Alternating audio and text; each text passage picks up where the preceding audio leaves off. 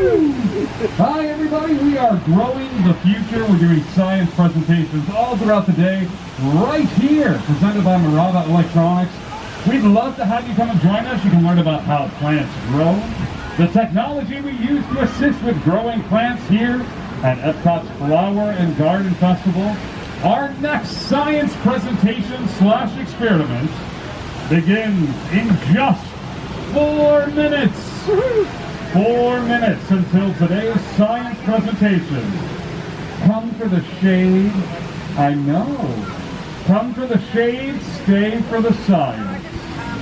We'd love to have you come and join us. If you come here and join us today for today's science presentation, you do get a science kit to bring home with you to continue learning at home. We love presenting about all sorts of different ways about how plants grow. Hi, we've got seats saved just for you. Right through here at Epcot's Flower and Garden Festival. Who here's excited about science? Thank you so much. I appreciate it. It's good for my heart. Thank you. Welcome, welcome, welcome. Come on in. Hi there. Our seats are filling up very quickly here at Epcot's Flower and Garden Growing the Future presentation. They're going by quick. We'll be doing science presentations all throughout the day here at the festival. Various times presented by Murata Electronics. All these beautiful topiaries know all the varieties of flowers and plants. This festival is just so captivating. Oh, it really is. I've been out there telling everybody about your presentation. Do you have everything you need, or? We have our sensor. We have everything for the demonstrations. We have our lovely lab coats, so make sure to keep those on the entire time. Okay, I'm noticing something different about your lab coat. What's up? Do you like it? I do, yeah. What is it? I decorated myself with all my favorite flowers.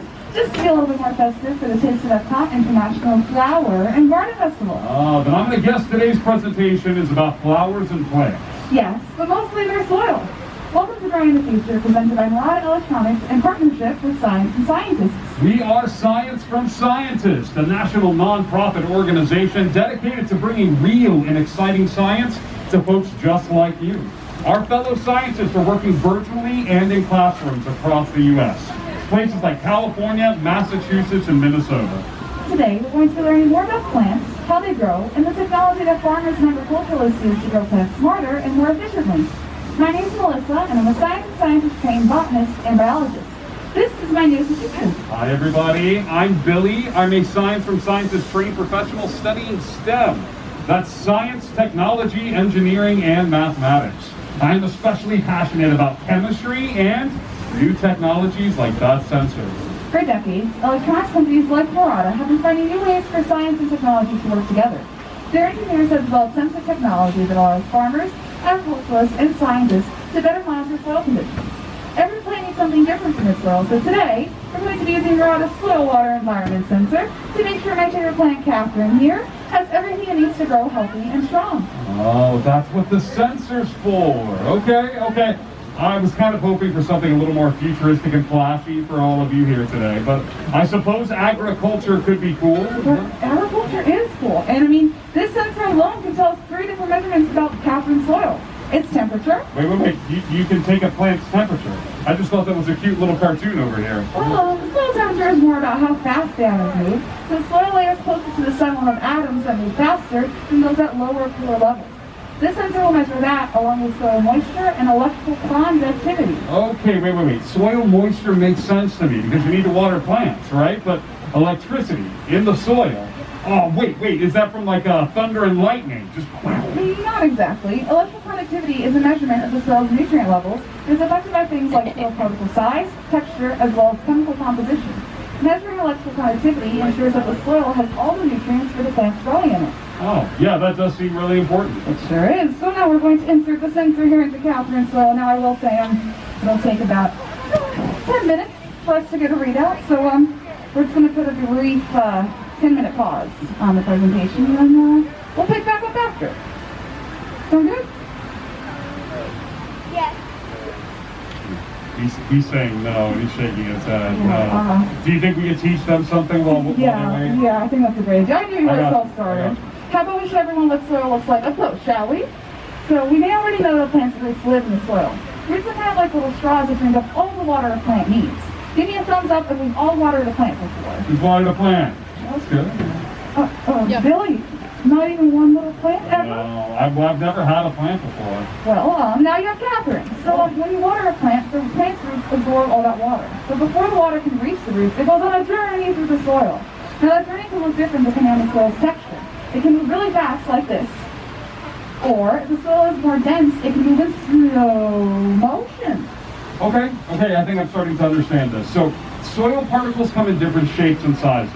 If you've been walking around the festival, you've probably seen a lot of soil that looks like this, right? Little rocky, big pieces. There's more space in between these particles, so the water can move a lot faster. Exactly, Right? just like this, right? Right, but that soil is smaller, it's more dense, there's less space for the water to move. Exactly, so the water would move in slow motion. So now that we know a little bit more about soil particle size and texture, I think it's time for us to move on to chemical composition. I got it. In this next demonstration, we're going to see what happens when we add water to the soil. Once you start adding that water, it starts to circulate or move the nutrients already contained there. That way, when the water absorbs all that plant, when the plants absorb all that water, it also drinks up all the wonderful nutrients already contained there.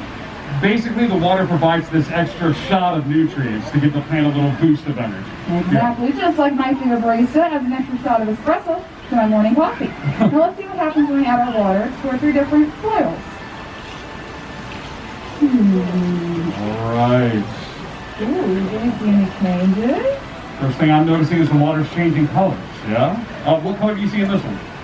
Orange. Kind of an orangey, yeah? What about the second one? Yellowish. Yellow. All right, so for this experiment, our soil particles, they're all the same size, okay? So the water's gonna move at the same speed in each of the basins. Yet as we pour water, you're gonna notice that the color in each of the basins is different. What about this one? Brown. Brown, Good great, job. yeah. Exactly, a different color for each of the essential nutrients required for plant growth. Potassium, phosphorus, and nitrogen. Now all soils contain these different nutrients, but different plants need different levels of these nutrients in order to grow.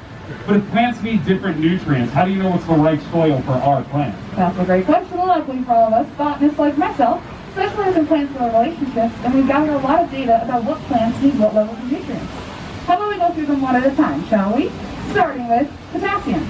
Potassium is kind of like a plant's armor and is necessary for a plant to be resilient against environmental stresses like heavy rain or drought. Next, we have phosphorus. Phosphorus is required for a plant cells to divide, which is necessary for a plant to mature, flower, as well as to reproduce. It's also really important for below-ground root development. And lastly, we have nitrogen. Nitrogen is really important for above-ground plant development, like strong stems and healthy green leaves. Okay, so plants need all 3 of these in order to thrive. But based on their environment, they actually might need more of one nutrient than the other. And the soil does this cool thing where it provides this extra boost of the nutrients that the plant needs it the most right when the plant needs it. Okay, that is pretty cool. No, I totally agree, but with all this humidity, I feel like I need some extra nutrients myself. But I just don't know which one, Billy.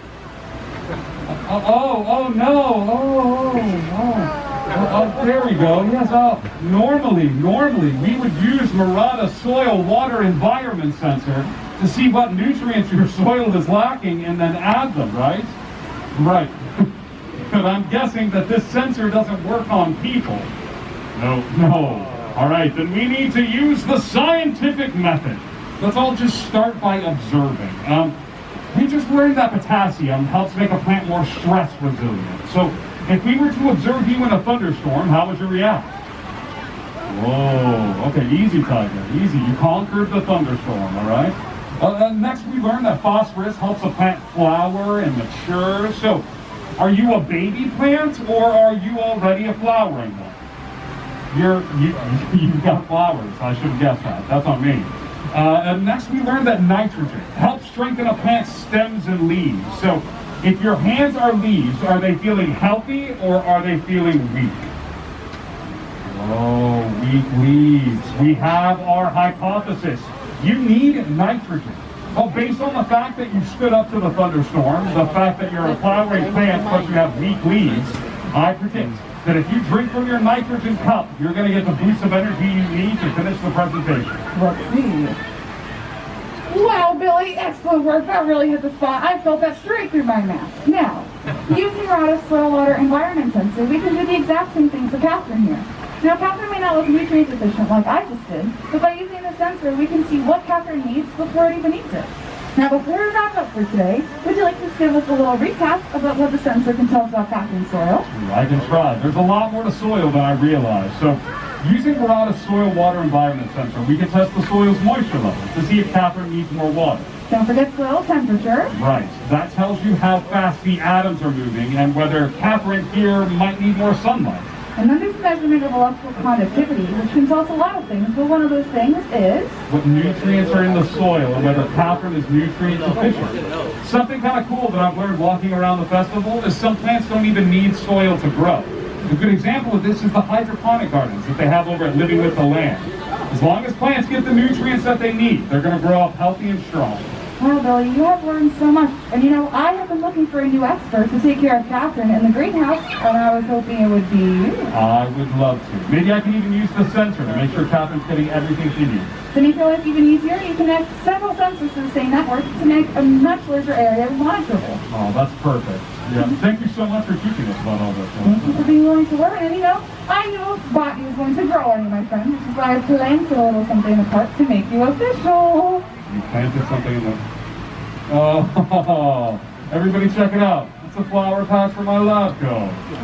Now you're official, Yeah. You have earned it, and you all have been a great help today as well, and are welcome back anytime as our assistants here, Growing the Future, presented by Murata and Science and Scientists. On your way out, don't forget to grab an activity kit so you can keep learning at home. That's right. If you want to learn more about how agriculturalists are using technology, be sure to check out Living with the Land. It's my favorite. We'll be conducting other science experiments throughout the day as well, so come back and join us. If you have any questions about what we learned today, or any other science questions, you can always tweet us at SciScientists using the hashtag GrowingTheFuture2021, and we can answer them all there. In the meantime, enjoy the rest of the day at the festival, and remember, stay green! Thanks for hanging out with us, everybody. What we'll do is we'll call you up one group at a time. The list is getting ready to give away our giveaways today. Feel free to grab a couple, and then we'll call up the next group, okay? Here, you want to come up and grab that, and then I'll call up the groups one at a time. Right? Hey everybody, I just want to tack on the end of that show, that science show, what was in that little kit that they gave out. Both my mom and I got one. Here it is. Now the date was not written on there. We wrote on there to remind us what day we went.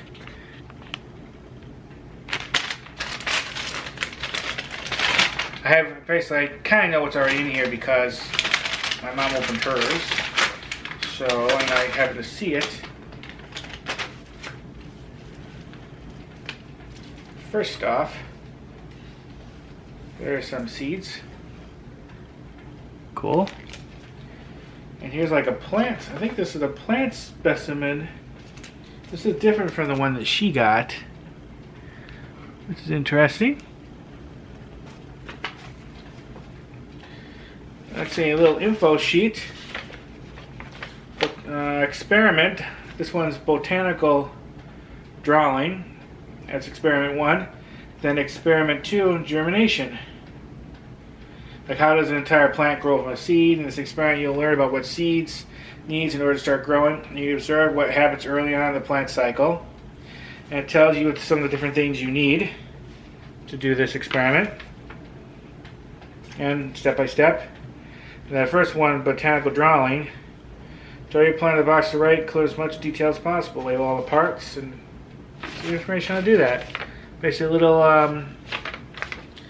activity for the kids, which is cool. And then there is a little book. Let's open this up.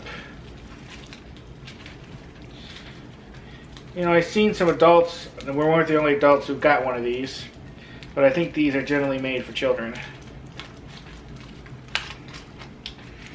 So just to let you know, I decided to film this just to let you know what you got in there in case anyone was wondering, because I know in the video you'll see they'll mention about picking up the kits. And I don't know, I definitely would have been interested. So looks like a little thing of, I think these are colored, let me see, I think these are colored pencils.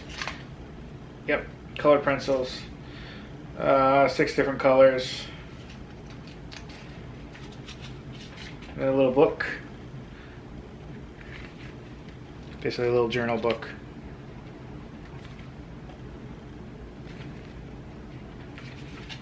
And I just wanted to film that, and I'll tack it on to the end of that science show that they did. I am so happy that they've done these things, because it shows that things, especially at Disney, is starting to be more normal. There's a lot of those activities where they would have shows or stuff like that. I do consider it a show. You know, it was more like a science presentation.